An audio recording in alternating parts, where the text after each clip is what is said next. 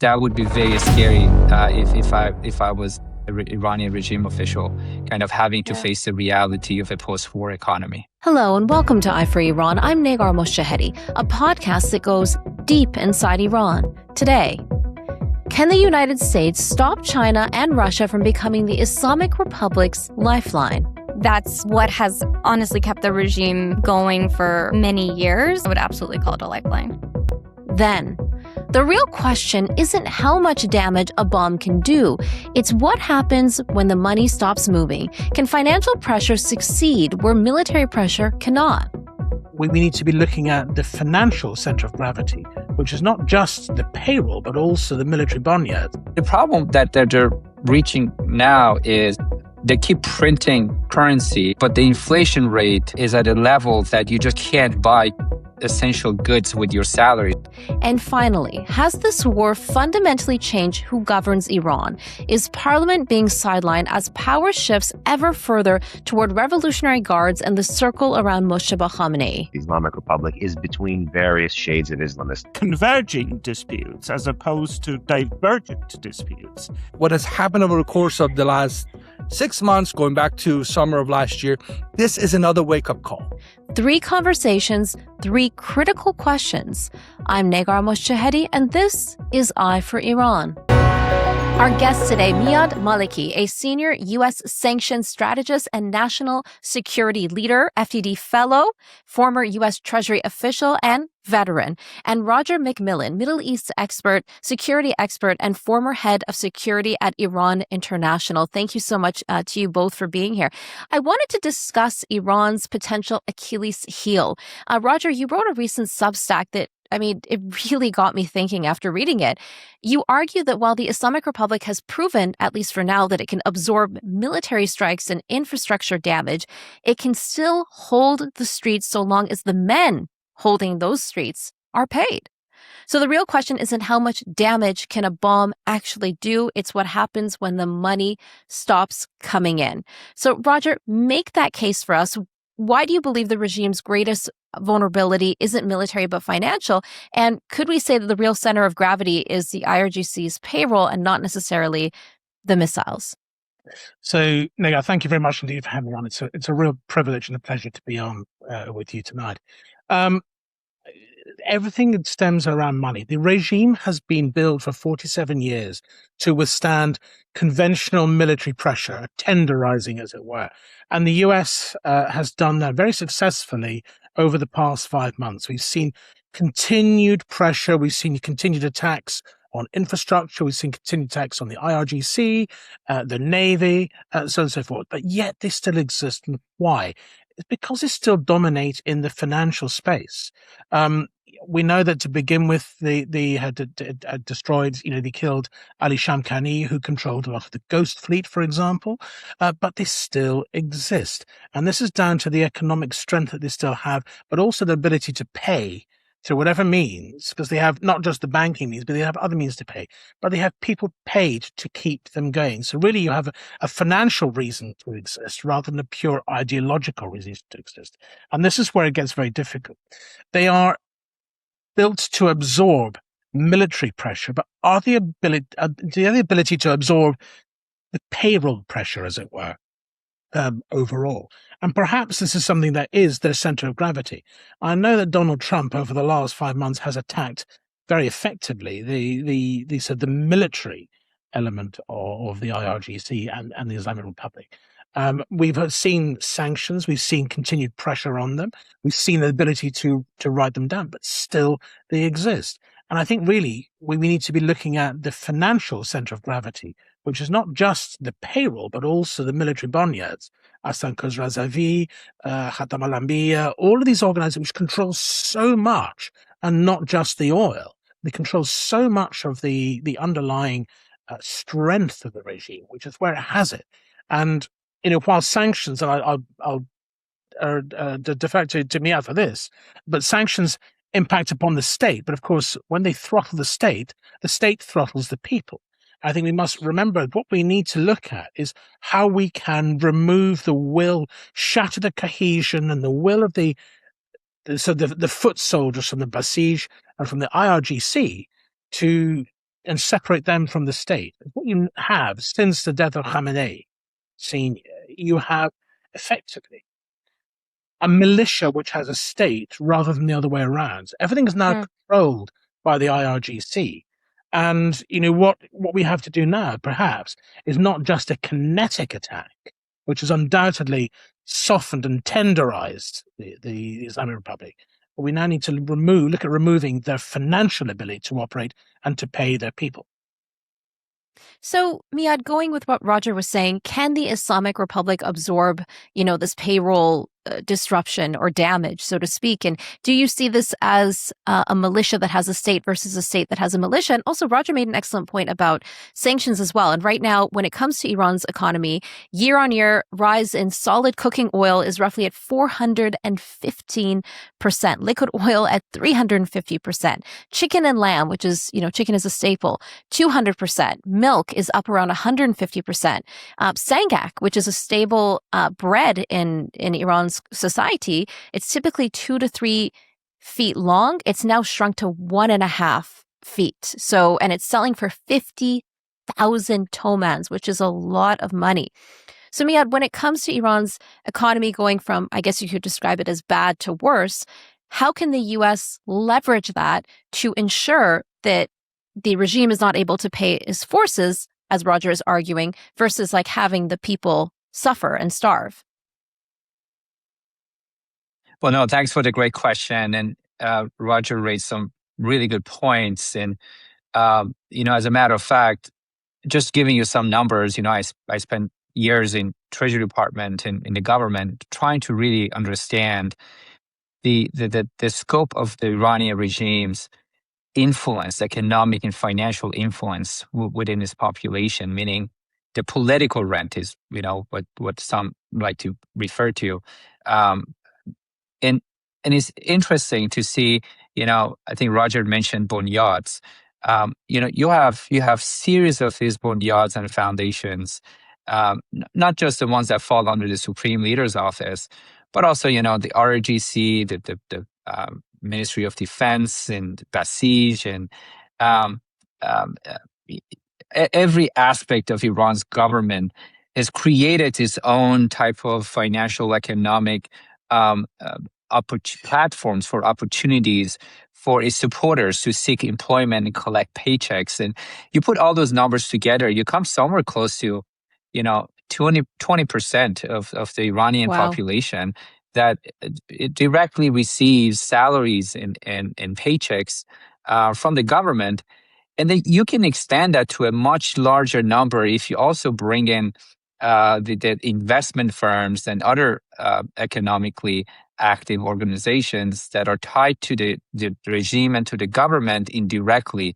And that number, I've never found, I never came across someone who has come up with that number, but it's pretty significant, across the oil sector, petrochemical sector, auto sector, metal sector, every sector of Iran's economy that generates revenue or is profitable has become non-profitable or become broken because that profit really pays political rent to the portion of the population that go on these payrolls.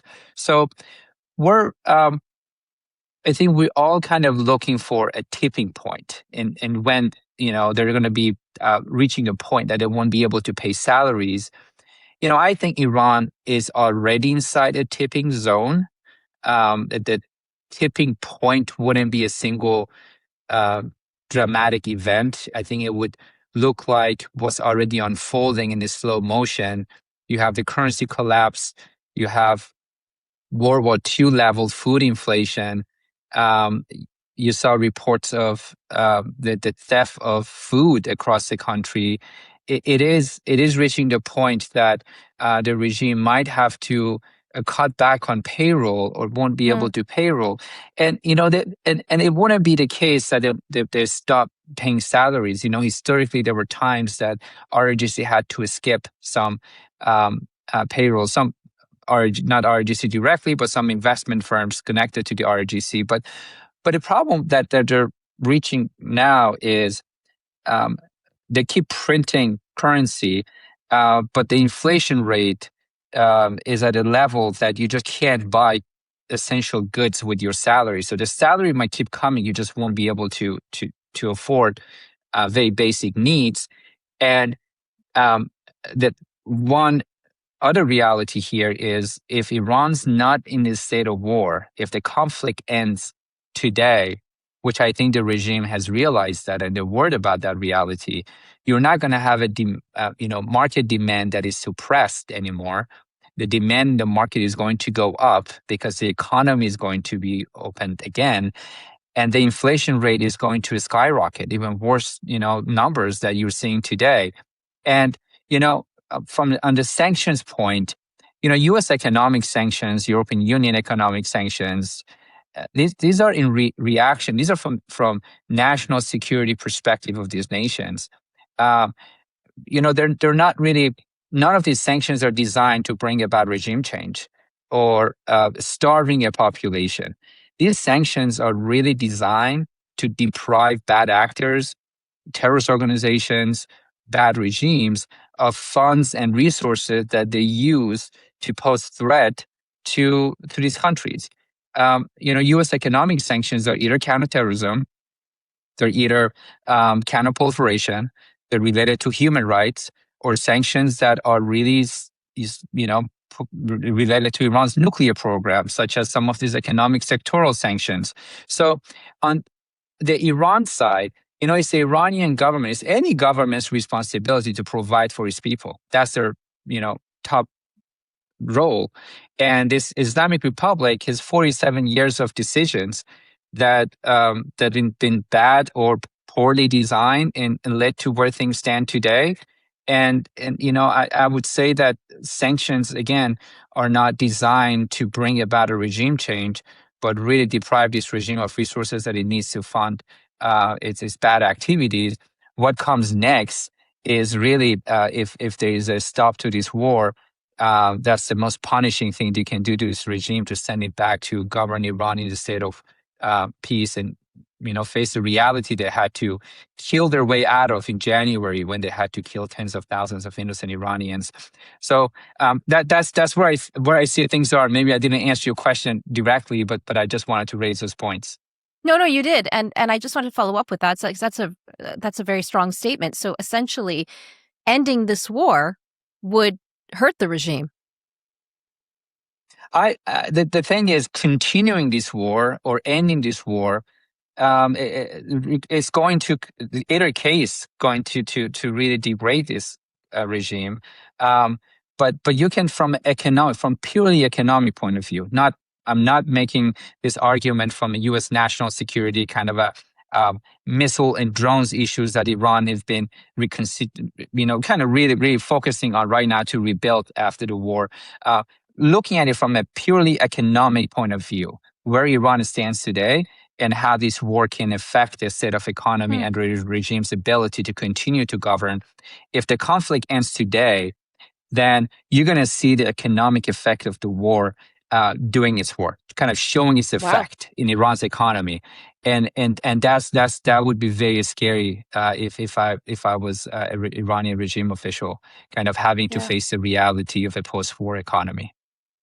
Wow, that's significant. So, Roger, going on that thread, is the financial war more important in some ways than the kinetic war at this point, since they have been able, since they are still standing? And ultimately, and I want to ask both of you, but I'll start with you, Roger, what is the Achilles heel of this regime? I mean, you have in other dictatorships, if we look at Saddam Hussein, it was a military defeat because he also was able to survive years and years of sanctions while there was malnutrition for the Iraqi people, but yet, the forces were still being paid and the Ba'ath Party was still loyal.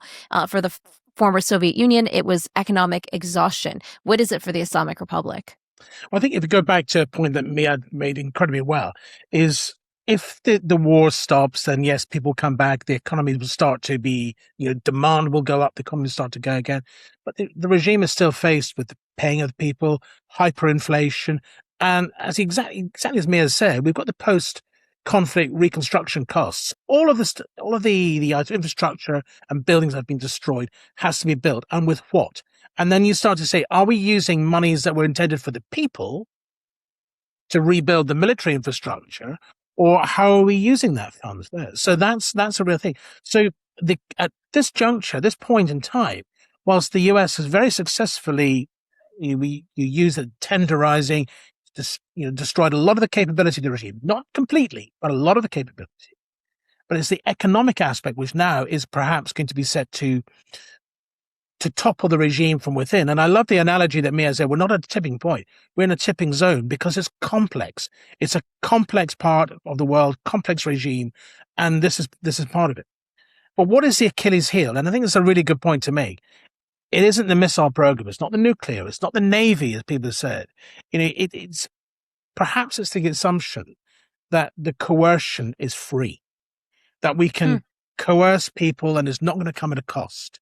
And this is the suppression of people within the country, the transnational repression of the Persian community and the diaspora overseas. Is it the repression that they're doing and the coercion they're doing of the Gulf states and the Gulf partners from there? And also, it's the fact that you need to pay your people to keep this coercion in place. And that comes at a cost. It comes at a significant cost, not just the reconstruction piece, but also, making sure that your enforcers stay in control. If you remember back in the early days of the war, you did see elements of the Kataib Hezbollah and Kataib al-Imam Ali who were brought in to enforce. Now, they're brought in. They're not doing it for the love of the regime and ideological concerns. They are doing it for cold, hard currency. When that started to dry up, their support for the regime started to dry up too, and you saw them filter back to Iraq. So again, I do firmly believe that this is an extension of the sanctions regime, and it's the financial piece that is really of concern here. And as you said, Saddam was military feat. The USSR was the economic exhaustion. And perhaps Iran is going to be the point where the IRGC's self-interest in getting paid diverges from the ideological piece that for 47 years has kept this brutal regime in power and has enabled the regime's political survival.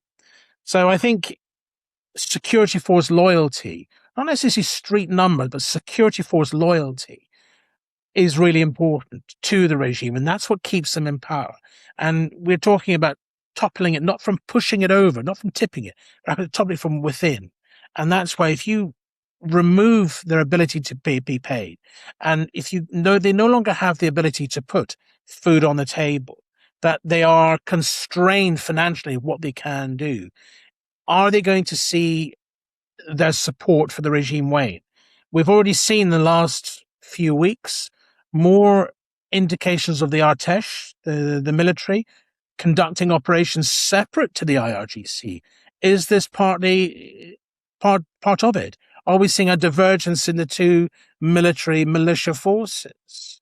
I think there's a lot more to play out, but I'm feeling that now is a point that if we are able to apply more financial impact, not necessarily just purely sanctions, but more financial aspects on the regime, the low-level regime members, will that cause them to fade away into the shadows and for this regime not to be tipped over, but toppled from within? Yeah, Roger, you mentioned that Kataib Hezbollah isn't doing it for the love of regime, but because they're being paid. And it's interesting that in Lebanon, before Iran got involved, the Shia of Lebanon were actually very socialist and communist and secular. Why? Because they were being paid by the former Soviet Union. And things changed, obviously. Yeah. They started to incentivize the Shia to wear chadors, and the women would get like a monthly salary for wearing the chador. So, it started slowly over time and by being bought over, and sooner or later, then that turned into ideology. Miad, I wanted to conclude with you. What do you see Iran's Achilles heel? And you mentioned sanctions that are in place are not meant for regime change. What is then when it comes to financial pressure? Sure. Just to clarify that point, the sanctions are not for regime change, and I think the U.S. government has not been pursuing a very clear policy of regime change. I think there are elements of different U.S. administration that I've spoken with, that I work for and I work with, that understood very clearly that the issue of Iran, the Islamic Republic of Iran, would be addressed and resolved if there is a regime change, if there is a political transition in Iran. However, you know, I'm sure Roger would agree with this. Mentioning the word regime change in U.S. government, in our allies and partners governments who were involved in the Iraq war, Afghanistan war, is a taboo. It's up until a couple of years ago, no U.S. government official would agree to go to the podium anywhere and mention regime change. It's really hasn't been a clear policy of any U.S. administration to pursue regime change. Sanctions, again, were put in place as one of the many foreign policy tools to bring about behavior change. And I think that behavior change is what we need to really leverage these days to see how we can bring about a regime change. And the way I can explain that a little bit more is that, listen, a very good friend of mine, Karim Sajjalpour, always reminded me of something that I know very well as well, but sometimes we forget, is that, 8 out of 10 of these regime insiders are charlatans, and two of them are the ones who really believe in the revolutionary ideology of this regime. The 8 out of 10 charlatans that really try to fill their pockets, and the other two have focused in the past, 47 years to put in place a security system that is counter-revolutionary, because these guys came out of the revolution. They know very well what are steps they need to take to avoid another revolution. They're rebels. They know how to counter rebels. And that has made this very complicated in Iran domestically. So what we need to focus on is how can you provide an off-ramp to those 8 out of 10 in a way that is fair to the rest of the Iranians who have been suffering from the corruption brought into this country by this regime. Make sure there's accountability in place. But how can you use this economic leverage and sanctions to create friction and kind of break this insulation that this regime has created against a political transition in Iran? And what I'm really referencing here is those businessmen, those companies, corporations, the infrastructure of Iran's sanctions evasion. At some point, they're going to be ready to move forward from Iranian regime and be a part of a political transition. How can we work with them? How can we make sure they understand that if they join the people and if they stop controlling and providing support to the regime sanctions evasion networks and funding this regime, things are not going to be way worse for them. These things are not going to get worse for them. They might definitely face some level of accountability, but I think we need to create, we need to leverage what economic sanctions pressure is put in place to really start the process for a political transition in Iran. And as you said very well, it's really the payroll issue. And I think how you break that is that if you're a past star, if you're a member of the IRGC, and you're at the point that you either have to go on a street and kill or stay at home, you're going to choose to stay home, or you're going to choose to go on a street and join the people. And if you're not getting salaries, if you're not getting payroll, and most likely you don't really believe in the ideology of the Islamic Republic because you see how they failed. For 47 years, they said they're going to annihilate Israel and they're going to force the U.S. out of the region. And here we are. They can't even meet in the public. They have to meet in the backseat of cars to talk to each other in Tehran, in the center of a capital in Iran. So it's all aspects of the current situation brings us to the point that we got to look at it from a very surgical point of view. And I think the opportunity is there. I think the payroll, they're reaching the point that the payroll is going to be meaningless because of the inflation rate. And if there's an off-ramp provided to the main body of this regime, I think we're going to see a political transition starting to take shape in Iran. I'm very hopeful that it's going to start soon. And like you said, the tipping zone. Thank you so much to you both. That was a very brilliant conversation and incredibly important. Thank you to you both for all the incredible work that you both do. Very well. Thanks for having me. Welcome, Kerri Bitsoff, to Eye for Iran. Kerri is a former senior official at the US Treasury's Office of Foreign Assets Control, known as OFAC. She has also been called the secret weapon in the fight against Iran's weapons procurement. Kerri, you left OFAC not too long ago. In brief, tell us about your role there and how things were left when you left the department in terms of targeting Iran, Russia, and China. Yeah, of course. Thank you so much for having me. I pretty recently left OFAC. I spent about 8 years there. I did a number of different jobs, but the bulk of my time I spent in the targeting office. I spent a number of years looking at different weapons programs of U.S. adversaries. I spent a lot of time on the Iranian regime's procurement. A lot of that tied to Russia and China and where they were sourcing materials. And, what we really went after is it's difficult to stop all procurement. Clearly, we see Iran has a lot of weapons to use in the current conflict, but a lot of our focus was going after high-tech components, high-tech electronics that would empower the Iranian regime to have a really effective weapons program. And, we would raise the cost. We would make the final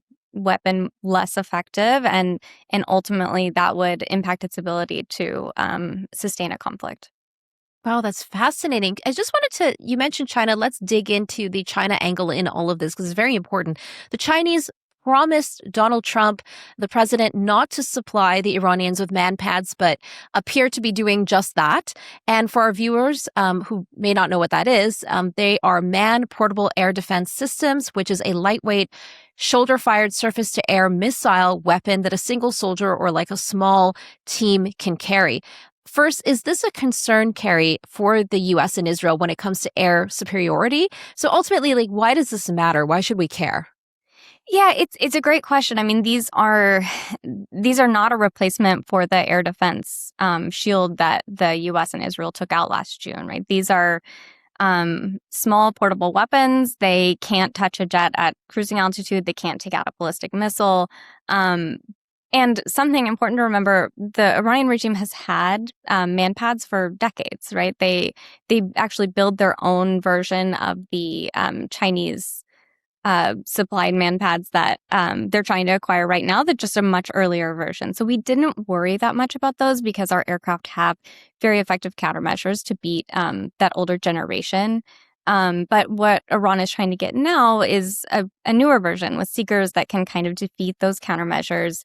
So it's restocking, but it's also upgrading. And, we know they've gotten better because, not confirmed, but likely one of these took out an F-15, which was the first American fighter lost to enemy fire in decades. So, after that, it's not really a big shift in air superiority, but after something like that happens, every planner has to assume there's a missile team under every low-flying mission. It's really the same kind of strategy that the Islamic Republic has in the Strait right now, right? They're firing at commercial vessels. They're not sinking a lot, but they are.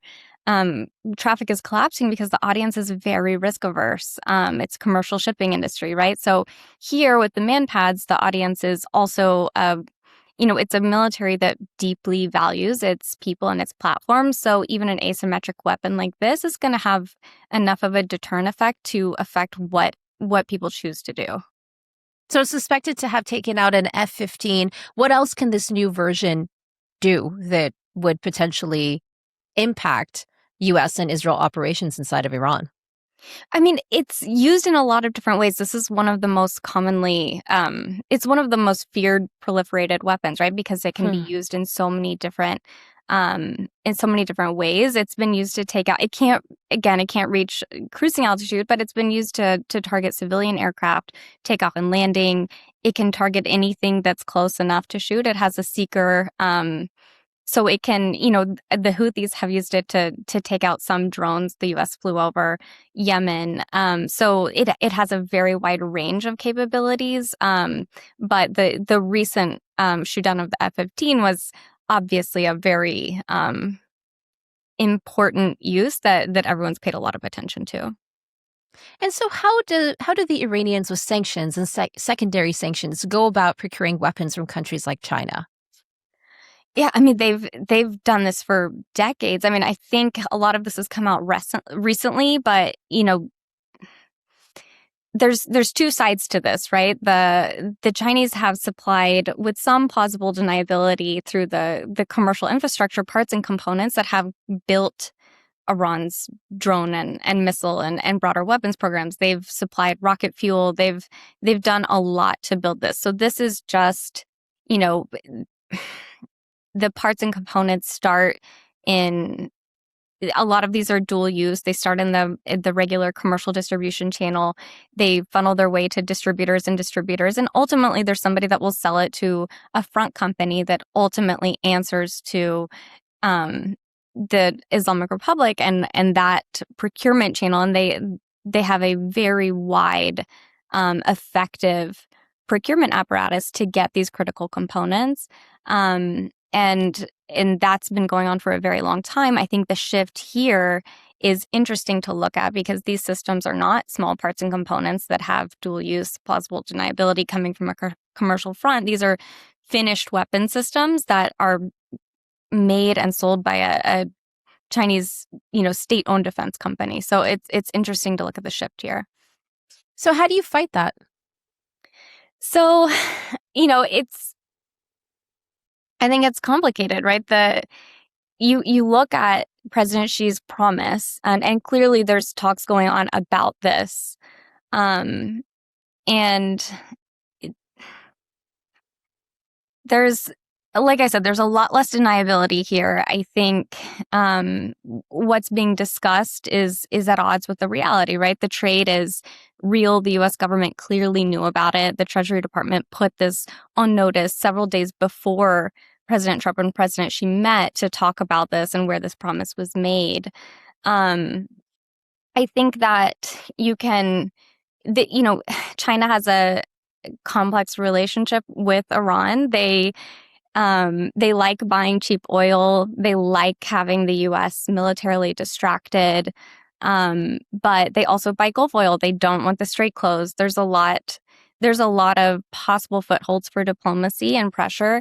You can also go after the specific shipment. I think, cutting off, the U.S. has been for years going after individual weapons procurement. That's part of what I did for many years in the Treasury Department, right? You try and stop this on the individual level. And I think you can see from what Treasury made public in the June attempted shipment, there was a front company in Dubai sending millions of dollars to Hong Kong for IRGC procurement, right? That's the tell that this is not some barter system. This is, you have to pay the middleman. You have to make it worth the while to take the risk to send finished weapons to a sanctioned buyer.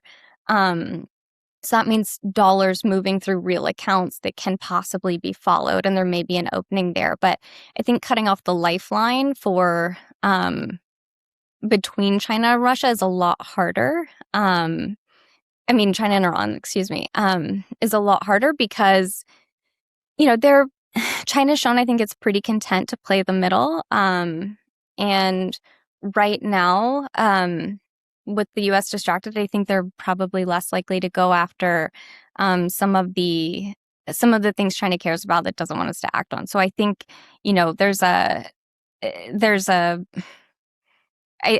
I think it'll be a complicated discussion to see, whether we put pressure on this one deal or we work behind the scenes. So, but if you've got, like in this case, you mentioned Dubai as the middleman. There was another case, I believe, where Pakistan, which is supposed to be, neutral mediators in the case of the war, also helping Iran to procure weapons. So doesn't it at one point become like a game of whack-a-mole? They'll just keep changing destinations and names and et cetera? Yeah, I do. there is an element of whack-a-mole to this, right? You have to think about the problem you're trying to solve here. This is, for the Islamic Republic right now, especially, this is an existential issue, right? They feel that they have to rebuild these weapons programs. And the manpads in particular, their air defenses have been taken out. This isn't a great replacement, but if they don't get this is a very significant gap that they're trying to fill, right? So Survival, essentially. Exactly. So they're not going to stop. We can do whack-a-mole. We can stop. We can pressure these countries in different ways, but those countries are acting on their own. You look at the Russia supply side; they're acting on their own survival incentive, given the war in Ukraine right now. So I think there's a mixture of diplomacy, there's a mixture of trade-offs, and there's a mixture of just working behind the scenes to try and stop these shipments. And could the U.S. be doing more? And I ask that because I actually had a conversation on Eye for Iran a couple of months ago with Max Meislish, who is a sanctions expert at the FDD. He also worked at OFAC, and he told me on Eye for Iran that the U.S. could cut off all dollar access to Hong Kong. And of course, China is buying roughly 90% of Iran's oil exports. So why hasn't the U.S. done this already? So you have to really carefully weigh up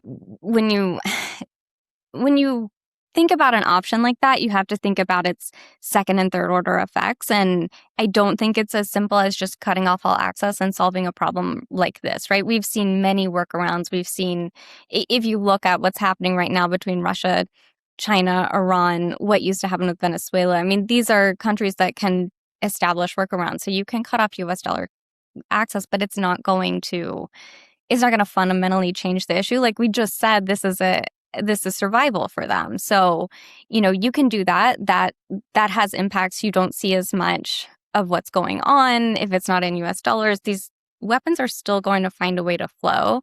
So, I think if you want to talk about what the US should be doing more of, it's doing more of what we're good at, right? It's doing more, putting pressure in the right spots, working behind the scenes, using sanctions strategically. These are all options that we can push on. And, some of this goes unnoticed. I think, Treasury put out 2 actions related to this manpads acquisition. And I'm not sure it's always, this is the everyday work going on related to weapons procurement that isn't necessarily out there. And I think more of that is really important, but I would hesitate just because it's a little more complicated, I think, the trade-offs in some of those bigger actions. So political will, the ramifications, and also the fact that, like you said, it's survival mode, so they'll just move on to another place, another destination that we don't know about. Right, and you don't want to incentivize more creative ways to evade sanctions. That you might not already know about. At least this way you can kind of track and monitor in some ways, right? Exactly. And I wanted to move on to Russia. Russia's also a big component in all of this, along with China. Satellite imagery and coordinates are allegedly being shared by Russia with Iran. We had a report out saying, CIA offices in the Middle East, for example, could not be known to Iran. Of course, Ukrainian President Zelensky posted on X that he'll share with the U.S. intel that he has on Russia's data sharing with the Islamic Republic of Iran. So what do you know about this? And again, why should we care about this? Why is this important? Yeah, I think it's important. President Zelensky knows better than likely anybody what Russia's doing. I think it's important to listen to what he's saying. The satellite imagery here that he's talking about is about targeting. So Russian satellites can photograph our bases in the Middle East. I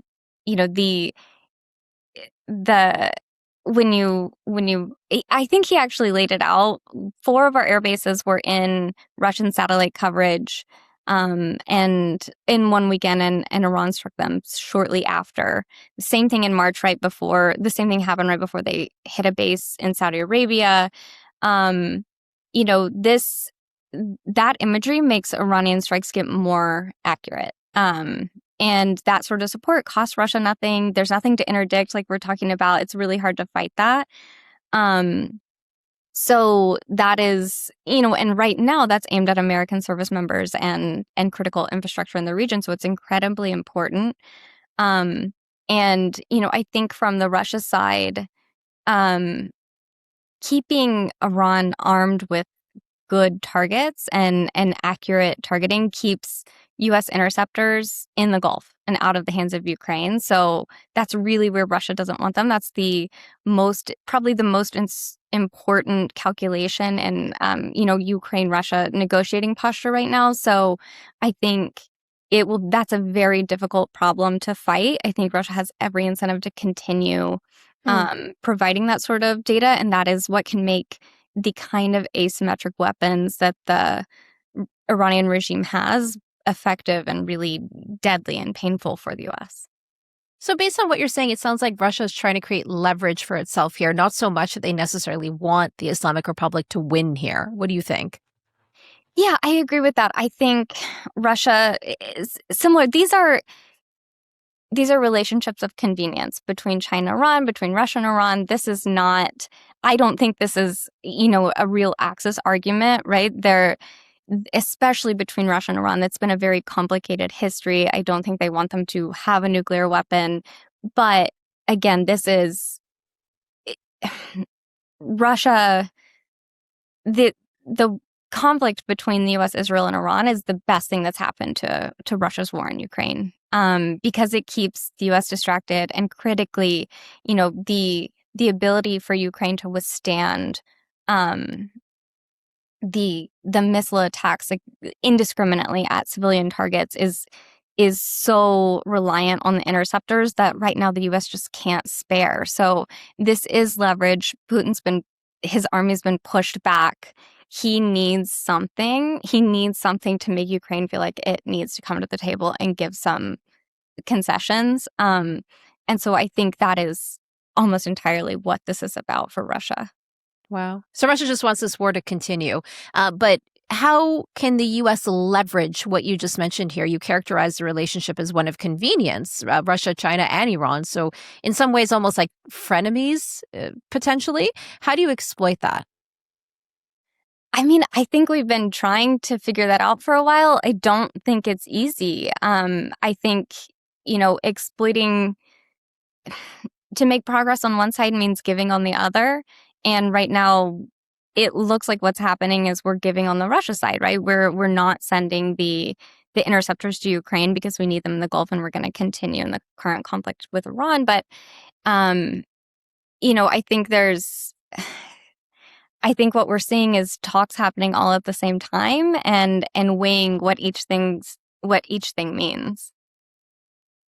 If you were back in government, what would you do differently, for example? And how do you deal with states that are bad state actors, terrorists conducting asymmetric warfare? Like, when you're a conventional military, a conventional government, how do tariffs and sanctions and things like that, do they even work on those types of entities? Yeah, I mean, I think if you look at some of the pressure, the sanctions in the Iran program have been very effective, in part because they go after not just the Iranian regime or the asymmetrics from weapons from that side. It goes after the suppliers, the supporters. I mean, right now, if you look at the shift in what people are willing to put up with from the Iranian regime, I think that's shifting. I think there's ways to exploit and put pressure on governments, and I think that's what's being talked about in some of the sanctions bills, especially with the tariffs, is a way to get the government involved necessarily, rather than going after individual companies or individual actors. It's if you tariff an entire export sector, then the government has to answer to all of that, right? So it kind of necessarily brings the fight and the decision making to the government. And I think while tariffs may not be the best or only tool, there are ways to kind of to use broader bans, broader threats from sanctions or tariffs to lean on those pressure points and shift the calculus. And then, what that does is isolate further and change the calculus of some of these regimes. And to conclude, Kerri, would you argue that Russia and China are like a lifeline right now for the Islamic Republic? If those two actors were not on the side of Iran, would the regime be able to survive?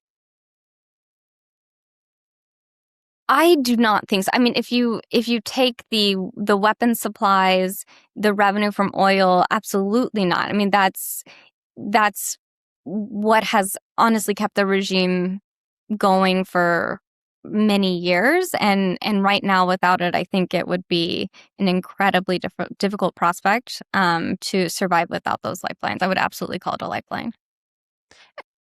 Thank you so much, Kerri. That was a really fascinating discussion, really important for people to know what China and Russia are doing to allow the Islamic Republic to procure these weapons. And thank you for all the investigations and the amazing work that you do. Thank you so much. Today, we have Alex Vatanka, Senior Fellow at the Middle East Institute, Behnam Taleblu, Senior Fellow at the FDD, and Shahram Kholdi, a historian on Iran and the Middle East. Thank you, everybody, for being here.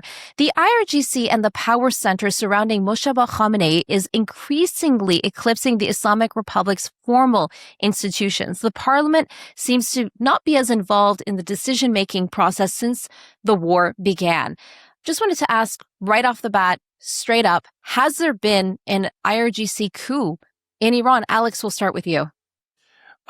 Nick, I don't really think you can describe it as a coup, not in the classical sense of the word. IRGC's been essentially going back to the 99 student crackdown when Khamenei basically gave him, freedom to operate against domestic opponents. And then later on, he gave him the same kind of a mandate to go out in the region and spread the Islamic Republic's message.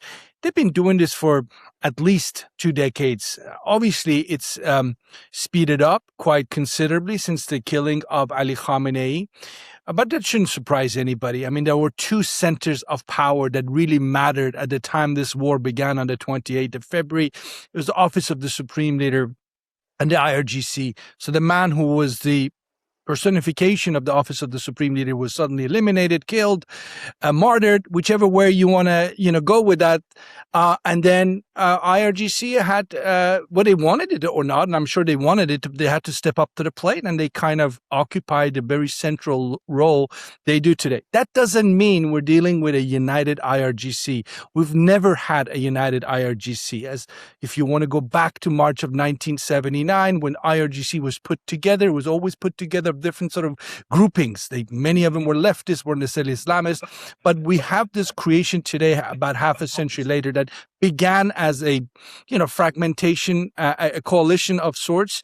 And I think that coalition of sorts is still there. If we had the information, we'll discuss it a lot more. Obviously, it's a very opaque topic to sort of unpack, but I've seen no evidence to suggest that we're dealing with a united IRGC on a united mission. There are differences of opinion, but as of today, there's a consensus of sorts in the IRGC in terms of what to do next. And actually, let me just stop by saying this: that could be one of those areas that might be really interesting to monitor. If there is a ceasefire of sorts between US and Iran, then we're all going to turn our attention to that fight inside of Tehran. We could follow people like Mohammad Bagher Kharrazi and so on, and the sort of marginal figures. I think we're missing the point. It's the stuff that we don't pick up in media today. It's the fight inside an organization like IRGC. That's going to be far more consequential for the transition that has not been completed after Ali Khamenei's death, and is a transition that's going to last for a number of years at the very least. So that is something to watch out for. Behnam, I know that you closely monitor media and podcasts inside Iran and are hearing about these disagreements and conversations. What do you make of what Alex is saying in terms of a fragmented IRGC and this acceleration, or the process being sped up of the IRGC essentially holding more control over the country? Like, how do you compare that before the war and after the war? As Alex mentioned, they were still in control before the war. So how has it really changed? There's parts that and it's a pleasure to be with you all. And I think we can have this, we may have had this conversation before. We will absolutely have this conversation again. I think this is the trend line to watch because, it's in so many ways been the most important political, military, economic institution in the Islamic Republic for so many years. And I think it will continue to be. That necessarily means there will be more factional fighting with veterans of the IRGC and others in the state or in society. But perhaps most importantly, where I agree with Alex, is the intra dispute is greater than the inter disputes. The Islamic Republic is just a constellation of a various shade of Islamists, whether you're a civilian, whether you're military, whether you're IRGC, whether you're clerical. These are acceptable boundaries of political space in the Islamic Republic is between various shades of Islamists. That's the legacy of the Islamic Republic after the first decade. And then one decade after that, after Khamenei was at the helm, has been the securitization and the promotion of that deep state that really brought us to this place with the crackdown in 99, again in 2009, and then the slow lurch towards the IRG's takeover of the state, society, economy, you name it. So ultimately here, the IRGC was in control, so it didn't necessarily need to do a coup in the classical sense per se. But even authoritarian states, have politics, and the constituencies that they signal to are often other regime elites. So when we talk about the IRGC doing something on the domestic side, it's not to win over South Tehran, for example, or it's not to win over protesting Mashhadis, or not to win over disgruntled people in Kermanshah. It's designed to reflect strength in these intra disputes within the Guard Corps formally and among the broader veteran class, but also to signal resolve to an increasingly weak but still present civilian government and clerical government inside of that country. The one other thing I would say, kind of, zooming out, if you will, before we zoom back in, is that there is this talking point that, sometimes we'll hear from friends in the media or other, folks in Washington that, the war promoted this. Certainly, the IRGC used every opportunity, foreign and domestic, to continue to press its mission. I do believe that actually there's a difference between fragmentation and difference of opinion, or a different strategy that is being pursued. I don't think there's actually that kind of fragmentation. I think there's a lot of noise, on the outside of the Guard Corps, people in the Majlis, the Nabavians, the people who have got interesting commentary. Harozi, interesting that a lot of these folks are clerical, by the way. That shows the old fault line between clergy and IRGC. But I think the new trend line is, where do you stand on the big picture security issues? And there you need not look to what is said, but what is done. The fact that the Islamic Republic fired on a ship during the MOU, the fact that there was some reported explosion near a vessel, on a vessel near Oman just last night, for example. All these are signs that I think there is more cohesion in the IRGC and in the state's behavior than before, not necessarily trying to undermine each other, but actually trying to undermine America. There is a long-standing short-term goal, and that's to outlive the Trump administration. That was the modus operandi in Trump 1.0, and that's the modus operandi in 2.0. And it is now increasingly clear that the folks at the helm, most, not all of which are IRGC, is that escalation is a better guarantor of your survival than engagement. That doesn't mean other things won't happen. That doesn't mean engagement won't happen. It doesn't mean deals won't come and go. But it does mean that you should prepare for the foreign and security policy consequences of the crystallization of this trajectory of the IRGC out of the Iran-Iraq war into the state, into the society, into the economy, and into deep state national security politics like today. So, the fact that things are bumpier and more escalatory, more kinetic, reflects the fact that they're at their helm, and reflects the fact that there is more cohesion over how to deal with a post-war or a mid-war Middle East. Shahram, you lived and worked in Iran under Rafsanjani's government, and you saw this evolution of the IRGC going from, as Behnam mentioned, this deep state to now essentially being the state itself. What do you make of that evolution and the role of the civilian government right now, and what Behnam was saying in terms of the intra versus internal conflicts or disputes? Well, it's a pleasure to be with you, with Alex and Behnam. I belong to the school of thought that I believe the intra disputes have been magnified in a rather aggrandized manner because of the fact that we are looking at them from outside. I'm not saying that pathologically they are not real and they are not significant. It is just that I see that these disputes as matters of degree rather than in kind, and in a rather counterintuitive way, allow me to characterize them as somewhat converging disputes as opposed to divergent disputes. These are not the type of disputes that we see within the Yenicheris or the Janissaries of the Ottoman Empire at the time of revolutionary modernization of the new system era that led to such tribulations that caused Mahmud II to stage a coup against this Praetorian Guard.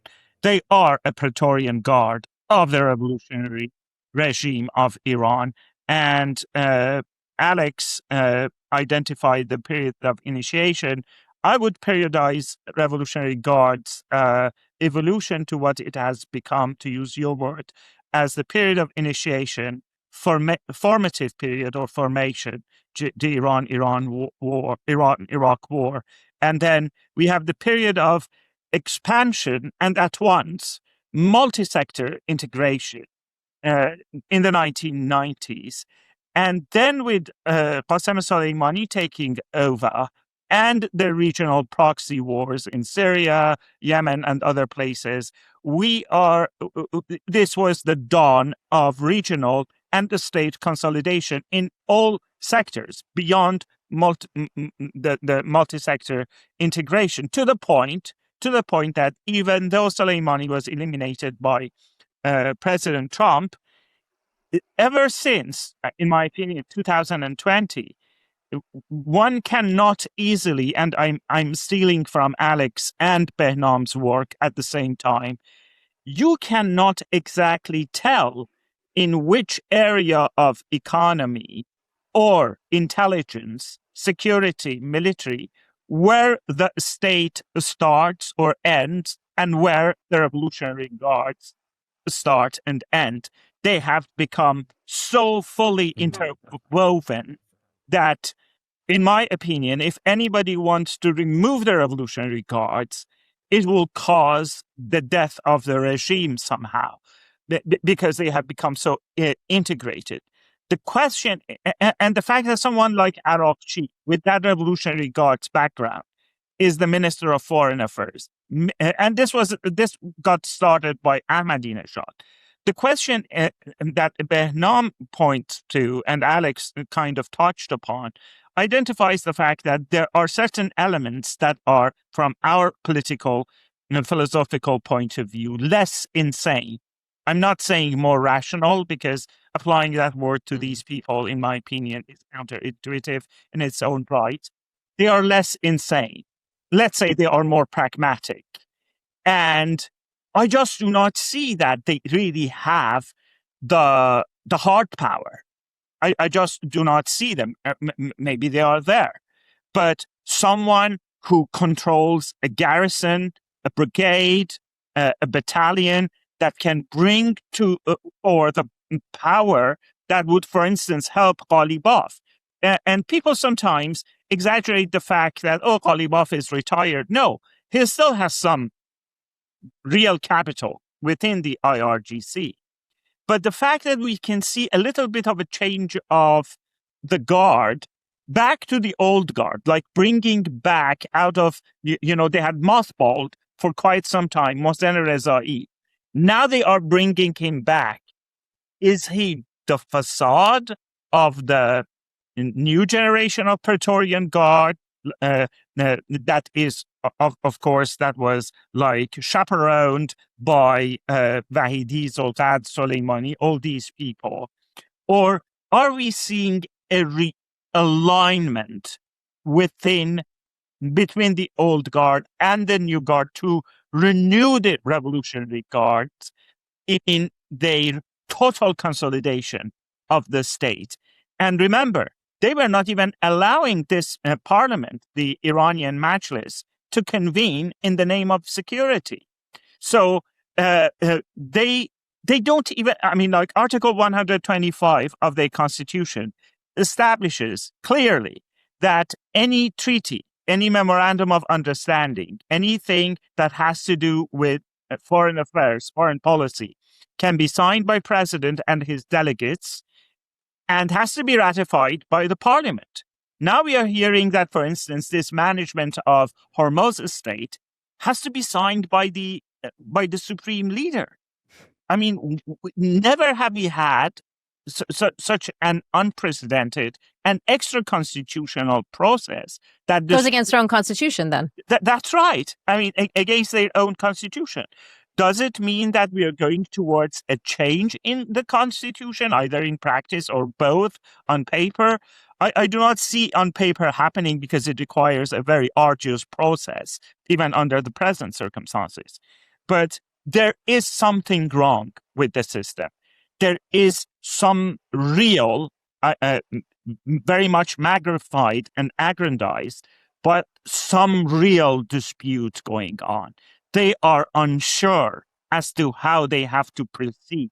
And all this struggle is because of that, which actually reinforces the suspicion in me that Mojtaba Khamenei, the supreme leader, is more of a ghost rather than a real person. And you can take that as a pawn. Okay. Alex, when going back to what you mentioned about fragmentation within the IRGC, ultimately, does it matter? And when we talk about fragmentation, like, what are the different forces? Like, how do you see this playing out? Is it hardliner versus hardliner now, where for so many years in Iran's modern history, it's been hardliner versus reformists? So how do you see this kind of new dawn, if you will, of the Islamic Republic? So, Negar, I don't mean to say this fragmentation is such that it's stopping them from actually, pursuing certain policy objectives. I don't think that's the case. On the key issue of preserving the ceasefire and getting something that looks like a win on the diplomatic track, more or less, I think there is a consensus. I'm sure there are naysayers that want to keep this fight going with the Americans because that's what they're ideologically committed to. But if I look at the totality of such a large organization, whatever the number of serving IRGC members is, 120 to 150 to some higher, estimates, it's a pretty significant size organization. For us to expect that they don't have differences of opinion in terms of the scope of negotiations, the pace of negotiations, sequences. Of course they do. And that's not obviously limited to Iran. That's human nature. You find that in any society, including authoritarian societies like the Islamic Republic. So that's not how I think we should look at fragmentation. But it takes me to something both Behnam and Shahram are talking about, the larger issue of what comes now. What comes now? I mean, the man who ruled over the Islamic Republic, whose vision arguably is the result that we see today, Ali Khamenei, is no longer there. His son, I don't have the clarity that Shahram has, but whether he's here or not, the point is, right now, you're seeing a big fight in Tehran in terms of who's speaking on behalf of Mojtaba Khamenei, because he's not in a position to grab the microphone and speak for himself. That's not a good place for anyone to be, certainly not a young, very young, relatively, not as young as his father was when he took over in 1989, but Mojtaba Khamenei is still a pretty young man, certainly in clerical terms, and he's not having the opportunity to speak for himself. So others are doing that on his behalf, and others are not unanimous in terms of what should come next. You have, just to go by the last few days worth of headlines coming out of Iran, a president, Masoud Pezeshkian, for whatever it's worth. You can say Pezeshkian is weak, he is, but nonetheless, he's useful for the regime because anything goes wrong, they blame Pezeshkian, including a bad deal with the Americans. Someone like him comes out and talks about the constitutional revolution of 1906. Now, if the likes of Pezeshkian, who analysts like myself long time ago gave up on, because there was a time maybe 20 years ago I might have had a faint hope in the reform movement actually being able to instigate reform. Long time ago I gave up on that, but that doesn't mean they can't actually try and revive themselves. No signs of that happening right now. But just say for the sake of argument, they decided this war, what has happened over the course of the last 6 months, going back to summer of last year, this is another wake-up call. When the Iran-Iraq war ended, there was a window of 4 or 5 years where the regime was engaged in deep soul-searching. That's when the genesis of the fight between Rafsanjani and Khamenei really is born. Very different worldviews. because of the lessons of the Iran-Iraq war. Something similar could happen. I'm not saying it will, but it could happen. The lessons of this war. Where should we go? Do we want to engage in a war of attrition? Do we want to become a country like Gaza? The Americans, the Israelis, whenever they want, they can come and bomb the place. Is that what we want? Or do we take a different course going forward? That is something the likes of Pezeshkian, the Rouhanis of this world, if they were brave enough and not fearful of ending up in a prison cell in Evin, could come out and articulate much more forcefully than they do. The opportunity is certainly there. Whether the political confidence and the personal bravery is there, that's a different matter. So what that leaves us with is a fight is happening inside the so-called hardline camp, conservatives, whatever you want to call them. What do we have? We have the so-called Ghalibafs, the Araqchis, who today pose as reformists, to the real crazies, to Shahram's point, the sort of the far right, the Saeed Jalilis of this, the Paidaris of the, whose vision is a very dark one. They have nothing good to contribute if you're an ordinary Iranian living in that society today. They were offering you endless war. That's what they're offering you. And best, if you're lucky, they offer you death. And nobody's really challenging them other than folks that, up to a year ago were basically part of the same camp. Now, right now, and I'll stop with this fight that's going on in terms of Ghalibaf, whether he's good, bad, with the Paidari faction, this latest scandal, they're talking about, the next presidential election. So the regime is already kind of starting this fight among themselves about who's going to succeed Pezeshkian. If he's not impeached before next 2 years, he's not going to be a two-term president like the trend has been in the Islamic Republic, and it's going to be someone from the traditional right. And if that happens, then it just, to me, is such a shocking indictment of the lack of courage on those inside the regime who have articulated a different, and I would say more constructive future for a vision for the future, but are basically silent, have not come up with ways to articulate and mobilize society. And final point I make is this: where is Iranian society today? Should we take this silence as approval, what was happening to Iran? Absolutely not. Silence means they are sick and tired of both the opposition inside not having a vision and, frankly, the opposition outside not having a vision. And you've heard me say this before. Just because you have people being silent doesn't mean they approve. But that, at the same time, they're not going to risk their lives coming down the streets for something that is not clear in terms of where it's going as far as the political message is concerned. And that's where the Iranian public, by and large, is. They're sitting on the fence watching. It's an opportunity to try and grab their attention, but offer them, for God's sake, something that would actually appeal and seem realistic. Yeah, that's a very good point. And Behnam, Alex mentioned that there's an internal struggle or fight over who's speaking on behalf of Mojtaba Khamenei, the supreme leader who we have yet to see. Who, in your opinion, is speaking on behalf of Mojtaba Khamenei? Well, these days it's everyone. I mean, Pezeshkian comes out and talks about what his meeting was like, and then you get that press release saying that the supreme leader didn't want to go towards the MOU, but that he was convinced or persuaded, and somehow transferred the ownership and by default the blame onto the MOU and the nuclear negotiations as well. You have certainly the deep state. Every time the SNSE speaks, even the way General Zolvad's print text looks like the same print text that Mojtaba Khamenei's look like, with even the same format, same kind of digital arrangement, the color scheme even. So you could say perhaps folks on the SNSE. I also think that, by the way, beyond whoever's managing his social media and the parallels with whoever is managing Ghalibaf's social media, there is a eerie success to what Khamenei did that is reflected in the post-Ali Khamenei world that may be present, that I think is present with us in the even ghost of Mojtaba Khamenei world. And that is taking a otherwise relatively personalist system and institutionalizing it. And it was there that the IRGC was helpful, but the merging of the IRGC with other elements of the national security deep state, such that the SLO, the Supreme Leader's office, is actually an office. It is actually a gigantic bureaucratic institution. Security folks, political folks, intel folks, econ folks.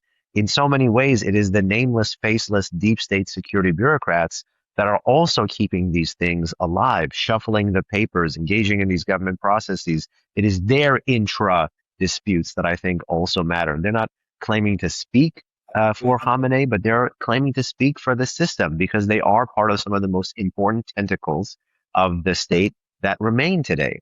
They set the direction.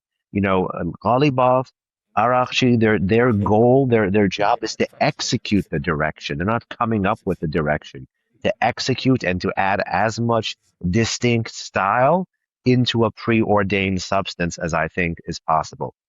And I wanted to add, if it's okay with you, just one or two footnotes. So I think with what Alex said, which was important and also has the potential to be impactful, but I think I want to respectfully disagree with in some point, because on the one hand, I actually think, as we get closer to the next quote unquote electoral cycle, you will see the same fissures that have existed in Iran since 2017 again manifest themselves, which is that you have the, failure of the reform movement plus the dissatisfaction of the population with the right and the hard right, leading to political apathy, such that political protests always emerge now triggered by non-political events, because politically society is checked out of engagement with the system. Now, the Islamic Republic has been trying very hard to win back parts of the population. Some might say that the civilian casualties or even the narrative elements of the American and Israeli war against the Islamic Republic may have made it at least temporarily easier for the Islamic Republic to pull some people back. But I still believe there is a massive chasm between state and society. State is revolutionary, society is post-revolutionary. State is Islamist and authoritarian, society is secular and nationalist. These things remain on fundamentally different sides of the equation. And I think when you get closer to the next kind of domestic fissure, and it's a domestic political fissure that I think is going to matter for us, because the things that have traditionally been fissures, the economy, the environment, are hard to trigger another round of protests right now, because we're in the period where the fog of war is still present. We don't know if there'll be a deal followed by another 3 weeks of talking and then shooting again. And so long as the fog of war is present, that is why that deep state is, again, content and coherent when it is escalating.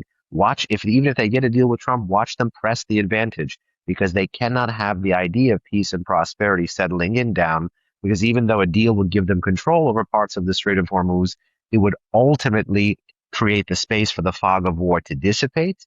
And again, the other things that have kept Iranian society on such opposite sides of the state, like the economy, like the environment, to make themselves manifest. And they're looking not to do that. So the next proximate major political trigger is actually going to be a contest among regime elites that traditionally doesn't matter, but how the society, how the state in the post-war era is going to try to sell that to a largely anti-regime body politic. That has to be a very interesting fault line that I think we need to keep our eyes on. I still think you'll have large numbers of boycotts. I still think you'll have record low turnout. But I also do think the Islamic Republic is going to try to make a play for that part of the population, and where things are with the external opposition, where things are with the turning on, turning off of the war with Israel, of the war with America, and even the war against the Arab neighborhood.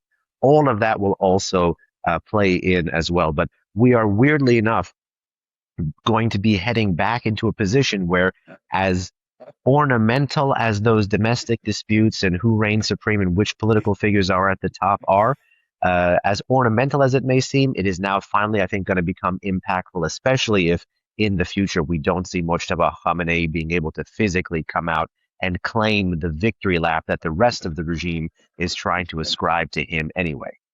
Yeah, at one point, Mojtaba Khamenei is going to have to show himself, or I don't think that they can go on much longer with him in hiding like this. I know everybody has to go now, so I wanted to thank everybody for their time, and I appreciate you coming on Eye for Iran today. Well, if you like this episode, you can hit the like button. You can also leave us a comment and let us know what you'd like to see for future episodes, maybe guests that you'd like to have on more often, or certain topics. You can also check out our dedicated English website at iranintl.com/EN, and you can also sign up for our weekly briefing newsletter at iranintl.com/newsletter.